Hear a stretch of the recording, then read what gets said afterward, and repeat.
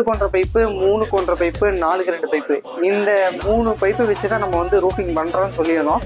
அந்த 3 பைப்பையும் தான் நம்ம எல்லா இடத்துலையும் எக்ஸாம்பிளாக எடுக்க போகிறோம். இப்போ 2 கொண்ட பைப்பில் வில் அடிக்கலாம் அப்படின்னா எத்தனை அடிக்கு அடிக்கலாம்னு பார்த்தீங்கன்னா 16 அடி வரைக்கும் அடிக்கலாம். அடுத்தது வந்து 2 கொண்ட பைப்பில் ஹெச் ட்ரெஸ் அடிக்கலாம், எத்தனை அடி வரைக்கும் அடிக்கலாம்னா 20 அடி வரைக்கும் அடிக்கலாம்.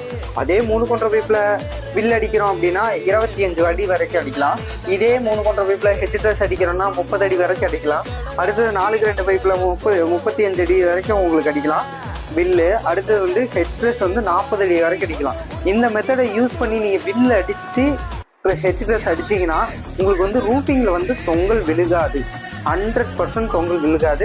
ரெண்டாவது இதுலேயும் வந்து சில மெத்தட் இருக்குது. கலர் சீட்டுக்கு ஒரு டைப் ஆஃப் வில் அடிப்போம், சிமெண்ட் சீட்டுக்கு ஒரு டைப் ஆஃப் வில் அடிப்போம். அதை வந்து நம்ம அடுத்தடுத்த வீடியோவில் பார்க்கலாம். வேலை நம்ம கரெக்டா பார்த்தானே நமக்காக வேலை பார்க்கறா, அவனோட வேலை கரெக்டா பார்க்கும்.